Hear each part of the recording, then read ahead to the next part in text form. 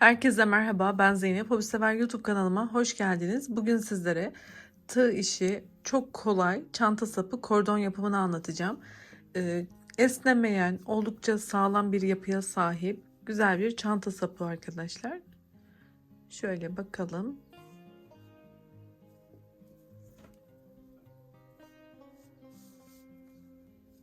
Ben anlatım yaparken polyester makrome bir iplik kullandım. 2 kat olarak hazırladım.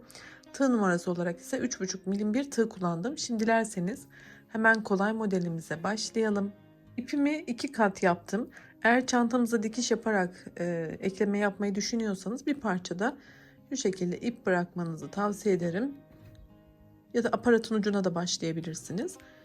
Ya da direkt çantanın üstüne de başlayabilirsiniz. Öncelikle ipimi kapatıyorum.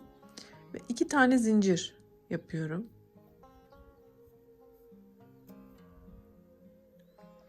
İlk zincirden ilmek çıkartıyorum ve tığımda bekleyen 2 ilmeği tek seferde çıkarttım.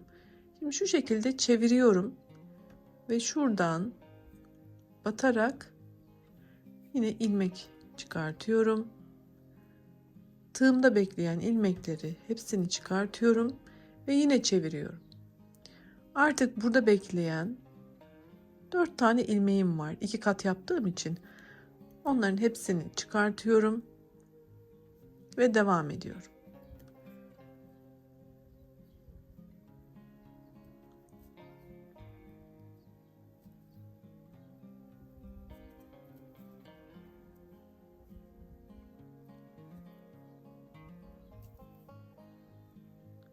Sürekli çevirerek ve aynı işlemi tekrar ederek istediğimiz uzunluğa gelene kadar yapmaya devam ediyoruz.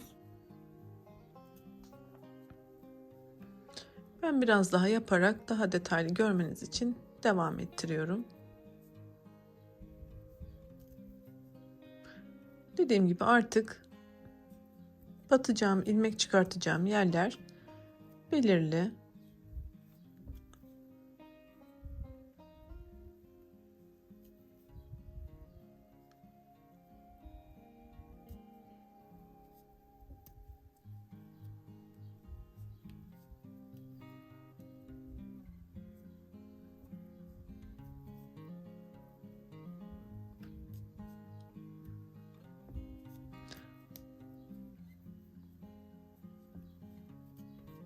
Evet, bu şekilde bakın modelde ortaya çıktı zaten.